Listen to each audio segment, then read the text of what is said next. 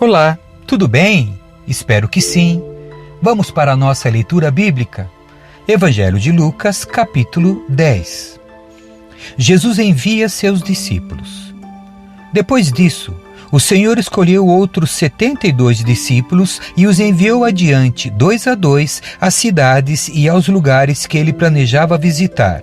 Estas foram suas instruções. A colheita é grande, mas os trabalhadores são poucos.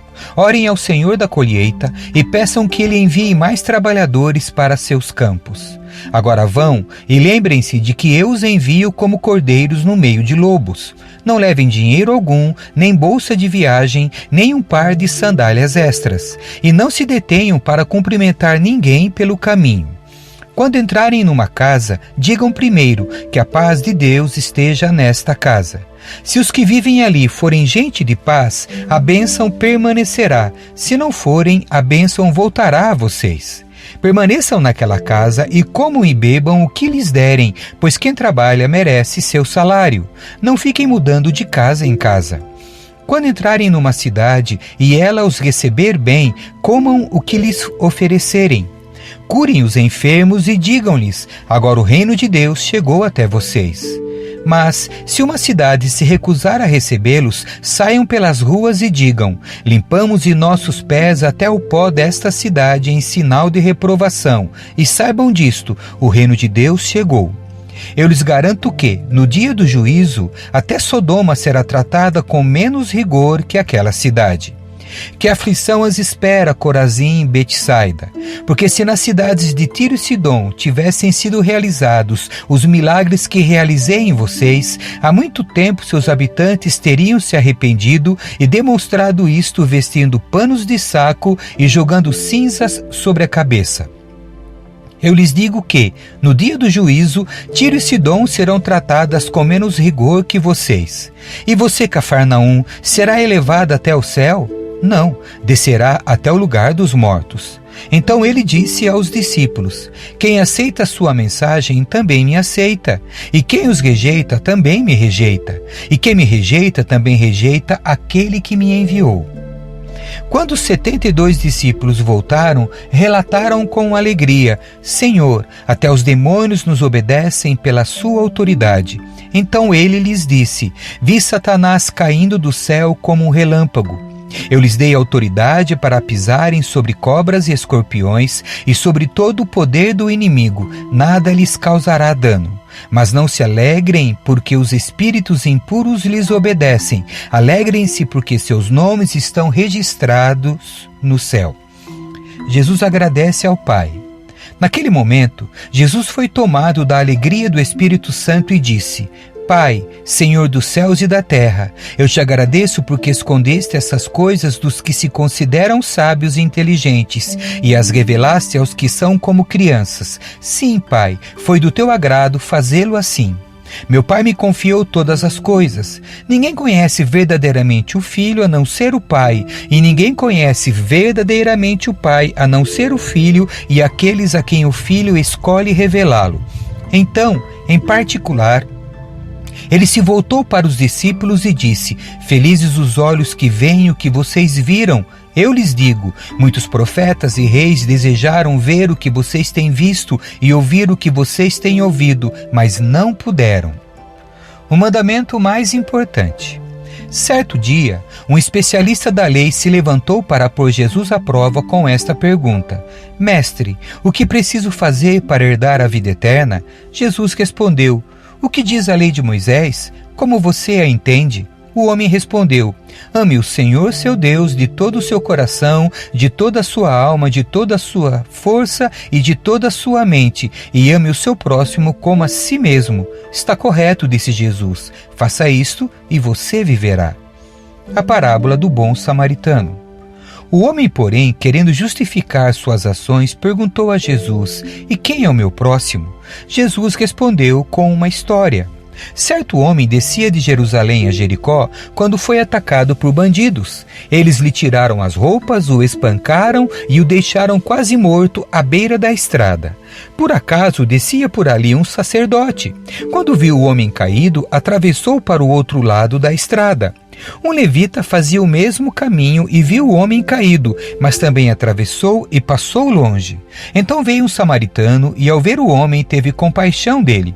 Foi até ele, tratou de seus ferimentos com óleo e vinho e os enfaixou. Depois, colocou o homem em seu jumento e o levou a uma hospedaria, onde cuidou dele. No dia seguinte, deu 2 moedas de prata ao dono da hospedaria e disse: cuide deste homem. Se você precisar gastar a mais com ele, eu lhe pagarei a diferença quando voltar. Qual desses 3 você diria que foi o próximo do homem atacado pelos bandidos? Perguntou Jesus. O especialista da lei respondeu: aquele que teve misericórdia dele. Então Jesus disse: então vá e faça o mesmo. Jesus visita Marta e Maria. Jesus e seus discípulos seguiram viagem e chegaram a um povoado onde uma mulher chamada Marta os recebeu em sua casa. Sua irmã Maria sentou-se aos pés de Jesus e ouvia o que ele ensinava. Marta, porém, estava ocupada com seus muitos afazeres. Foi a Jesus e disse: Senhor, não incomoda que minha irmã fique aí sentada enquanto eu faço todo o trabalho? Diga-lhe que venha me ajudar. Mas o Senhor respondeu: Marta, Marta, você se preocupa e se inquieta com todos esses detalhes. Apenas uma coisa é necessária. Quanto a Maria, ela fez a escolha certa e ninguém tomará isso dela. Capítulo 11. Ensino sobre a oração. Certo dia, Jesus estava orando em determinado lugar. Quando terminou, um de seus discípulos lhe disse: Senhor, ensine-nos a orar como João ensinou aos discípulos dele. Jesus disse: orem da seguinte forma: Pai, santificado seja o teu nome, venha o teu reino, dá-nos hoje o pão para este dia e perdoa nossos pecados, assim como perdoamos aqueles que pecaram contra nós, e não nos deixe cair em tentação. E ele prosseguiu: suponha que você fosse à casa de um amigo à meia-noite para pedir 3 pães, dizendo: um amigo meu acaba de chegar para me visitar e não tenho nada para lhe oferecer. E ele respondesse lá de dentro: não me perturbe, a porta já está trancada e minha família e eu já estamos deitados, não posso ajudá-lo. Eu lhes digo que, embora ele não faça por amizade, se você continuar a bater a porta, ele se levantará e lhe dará o que precisa por causa da sua insistência. Portanto, eu lhes digo: peçam e receberão, procurem e encontrarão, batam e a porta lhes será aberta. Pois todos que pedem, recebem, todos que procuram, encontram, e para todos que batem, a porta é aberta. Vocês que são pais, respondam: se seu filho lhe pedir um peixe, você lhe dará uma cobra? Ou se lhe pedir um ovo, você lhe dará um escorpião? Portanto, se vocês que são pecadores sabem como dar bons presentes a seus filhos, quanto mais seu Pai no céu dará o Espírito Santo aos que lhe pedirem. A fonte do poder de Jesus. Certo dia, Jesus expulsou um demônio que deixava um homem mudo, e quando o demônio saiu, o homem começou a falar. A multidão ficou admirada, mas alguns disseram: é pelo poder de Beelzebu, o príncipe dos demônios, que ele expulsa os demônios. Outros exigiram que Jesus lhes desse um sinal do céu para provar sua autoridade. Jesus, conhecendo seus pensamentos, disse: todo reino dividido internamente está condenado à ruína. Uma família dividida contra si mesma se desintegrará. Vocês dizem que eu expulso demônios pelo poder de Beelzebu, mas se Satanás está dividido e luta contra si mesmo, como o seu reino sobreviverá? E se meu poder vem de Beelzebu, o que dizer de seus discípulos? Eles também expulsam demônios, de modo que condenarão vocês pelo que acabaram de dizer. Se, contudo, expulso demônios pelo poder de Deus, então o reino de Deus já chegou a vocês. Pois quando o homem forte está bem armado e guarda seu palácio, seus bens estão seguros, até que alguém ainda mais forte o ataque e o vença, tire dele suas armas e leve embora seus pertences. Quem não está comigo opõe-se a mim, e quem não trabalha comigo trabalha contra mim. Quando um espírito impuro sai de uma pessoa, anda por lugares secos à procura de descanso, mas não o encontrando, diz: voltarei à casa da qual saí. Ele volta para sua antiga casa e a encontra vazia, varrida e arrumada. Então o espírito busca outros 7 espíritos piores que ele, e todos entram na pessoa e passam a morar nela, e a pessoa fica pior que antes. Enquanto ele falava, uma mulher na multidão gritou: "Feliz é sua mãe, que o deu à luz e o amamentou." Jesus, porém, respondeu: "Ainda mais felizes são os que ouvem a palavra de Deus e a praticam." O sinal de Jonas. Enquanto a multidão se apertava contra Jesus, ele disse: "Essa geração perversa insiste que eu lhe mostre um sinal, mas o único sinal que lhes darei será o de Jonas." O que aconteceu com ele foi um sinal para o povo de Nínive. O que acontecer com o Filho do Homem será um sinal para esta geração. A rainha de Sabá se levantará contra essa geração no dia do juízo e a condenará, pois veio de uma terra distante para ouvir a sabedoria de Salomão, e vocês têm à sua frente alguém maior que Salomão. Os habitantes de Nínive também se levantarão contra esta geração no dia do juízo e a condenarão, pois eles se arrependeram de seus pecados quando ouviram a mensagem anunciada por Jonas, e vocês têm à sua frente alguém maior que Jonas. Receber a luz. Não faz sentido acender uma lâmpada e depois escondê-la ou colocá-la sob um cesto. Pelo contrário, ela é colocada num pedestal, de onde sua luz é vista por todos que entram na casa. Seus olhos são como uma lâmpada que ilumina todo o corpo. Quando os olhos são bons, todo o corpo se enche de luz, mas quando são maus, o corpo se enche de escuridão. Portanto, tomem cuidado para que sua luz não seja, na verdade, escuridão. Se estiverem cheios de luz, sem nenhum canto escuro, sua vida inteira será radiante, como se uma lamparina os estivesse iluminando. Jesus critica os líderes religiosos. Quando Jesus terminou de falar, um dos fariseus o convidou para comer em sua casa. Ele foi e tomou lugar à mesa. Seu anfitrião ficou surpreso por ele não realizar primeiro a cerimônia de lavar as mãos, como era costume entre os judeus. Então o Senhor lhe disse: "Vocês, fariseus, tenham cuidado de limpar o exterior do corpo e do prato, mas estão sujos por dentro, cheios de ganância e perversidade. Tolos, acaso Deus não fez tanto o interior como o exterior?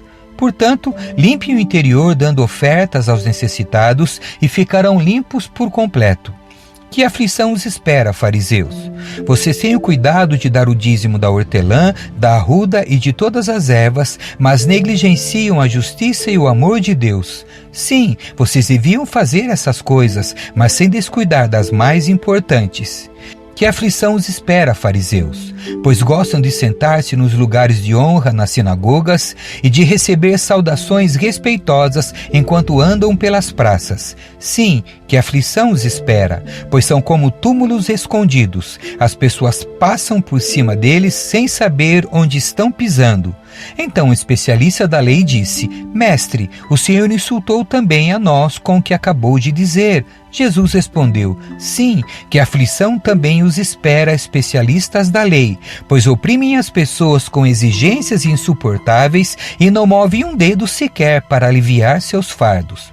Que aflição os espera, pois constroem monumentos para os profetas que seus próprios antepassados assassinaram. Com isso, porém, testemunham que concordam com o que seus antepassados fizeram. Eles mataram os profetas e vocês cooperaram com eles construindo os monumentos." Foi a isso que Deus, em sua sabedoria, se referiu: "Eu lhes enviarei profetas e apóstolos, mas eles matarão alguns e perseguirão outros." Portanto, esta geração será responsabilizada pelo assassinato de todos os profetas de Deus desde a criação do mundo. Desde o assassinato do justo Abel até o de Zacarias, morto entre o altar e o santuário. Sim, certamente esta geração será considerada responsável. Que aflição os espera, especialistas da lei? Vocês se apossaram da chave do conhecimento e, além de não entrarem no reino, impedem que outros entrem. Quando Jesus se retirou dali, os mestres da lei e os fariseus ficaram extremamente irados e tentaram provocá-lo com muitas perguntas. Queriam apanhá-lo numa armadilha, levando-o a dizer algo que pudessem usar contra ele. Capítulo 12. Advertência acerca da hipocrisia. Quando as multidões cresceram a ponto de haver milhares de pessoas atropelando-se e pisando umas nas outras, Jesus concentrou seu ensino nos discípulos, dizendo: tenham cuidado com o fermento dos fariseus, que é a hipocrisia.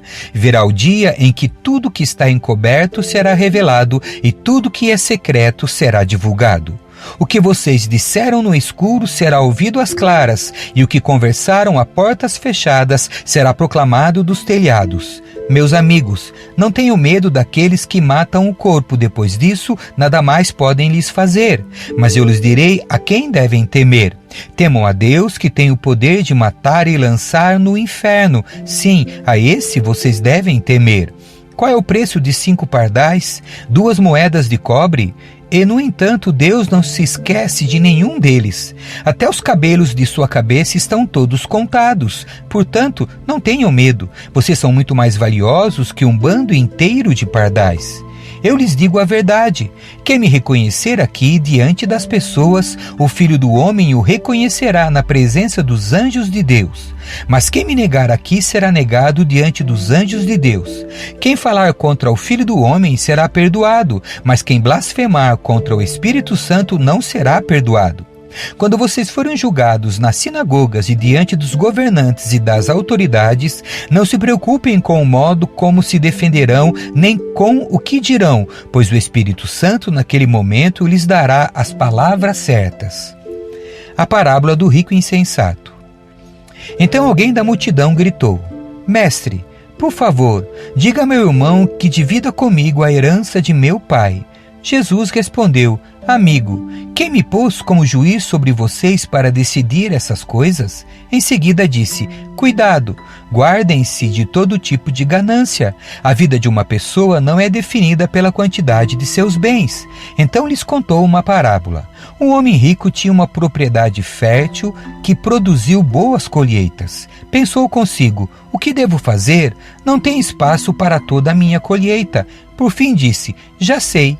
Vou derrubar os celeiros e construir outros maiores. Assim terei espaço suficiente para todo o meu trigo e meus outros bens.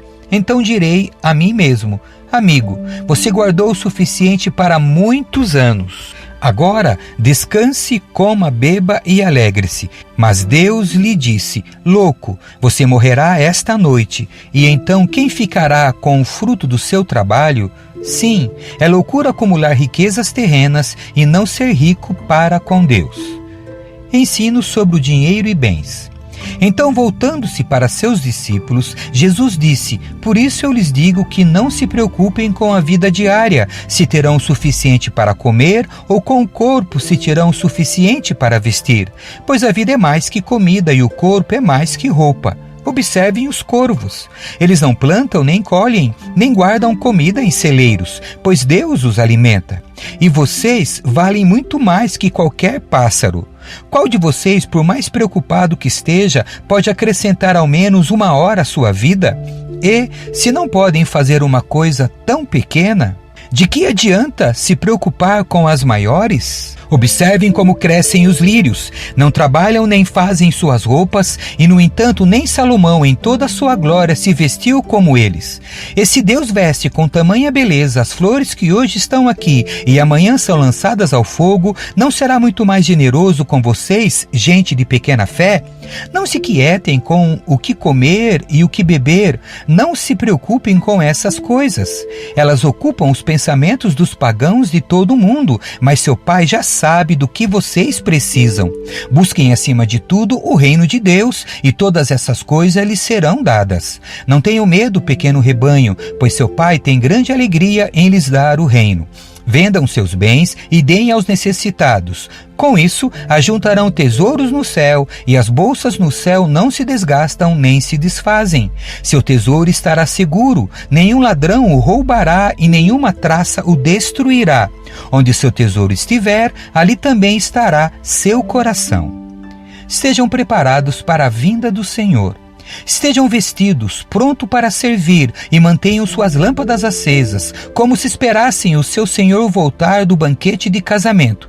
Então poderão abrir-lhe a porta e deixá-lo entrar no momento em que ele chegar e bater. Os servos que estiverem prontos, aguardando o seu retorno, serão recompensados. Eu lhes digo a verdade. Ele mesmo se vestirá como servo, indicará onde vocês se sentarão e os servirá enquanto estão à mesa. Quer ele venha no meio da noite, quer de madrugada, ele recompensará os servos que estiverem prontos. Entendam isto: se o dono da casa soubesse exatamente a que horas o ladrão viria, não permitiria que a casa fosse arrombada. Estejam também sempre preparados, pois o Filho do Homem virá quando menos esperam. Então Pedro perguntou: Senhor, essa ilustração se aplica apenas a nós ou a todos? O Senhor respondeu: o servo fiel e sensato é aquele a quem o Senhor encarrega de chefiar os demais servos da casa e alimentá-los. Se o Senhor voltar e constatar que seu servo fez um bom trabalho, eu lhes digo a verdade, ele colocará todos os seus bens sob os cuidados desse servo. O que acontecerá, porém, se o servo pensar: meu senhor não voltará tão cedo, e começar a espancar os outros servos, a comer e a beber e se embriagar? O senhor desse servo voltará em dia em que não se espera e em hora que não se conhece, cortará o servo ao meio e lhe dará o mesmo destino dos incrédulos. O servo que conhece a vontade do seu senhor e não se prepara nem segue as instruções dele será duramente castigado, mas aquele que não a conhece e faz algo errado será castigado com menos severidade. A quem muito foi dado, muito será pedido, e a quem muito foi confiado, ainda mais será exigido. Jesus causa divisão. Eu vim para incendiar a terra e gostaria que já estivesse em chamas. No entanto, tenho de passar por um batismo e estou angustiado até que ele se realize. Vocês pensam que vim trazer paz à terra? Não, eu vim causar divisão.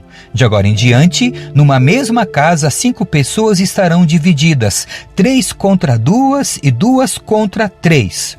O pai ficará contra o filho e o filho contra o pai, a mãe contra a filha e a filha contra a mãe, a sogra contra a nora e a nora contra a sogra. Então Jesus se voltou para a multidão e disse: quando vocês veem nuvens se formando no oeste, dizem: vai chover, e tem razão. Quando sopra o vento sul, dizem: hoje vai fazer calor, e assim ocorre. Hipócritas, sabem interpretar as condições do tempo na terra e no céu, mas não sabem interpretar o tempo presente. Por que não decidem por si mesmos o que é certo? Quando você e seu adversário estiverem a caminho do tribunal, procurem acertar as diferenças antes de chegar lá. Do contrário, pode ser que o acusador o entregue ao juiz e o juiz a um oficial que o lançará na prisão. Eu lhe digo, você não será solto enquanto não tiver pago até o último centavo. Amém. Que Deus abençoe sua leitura. Tchau.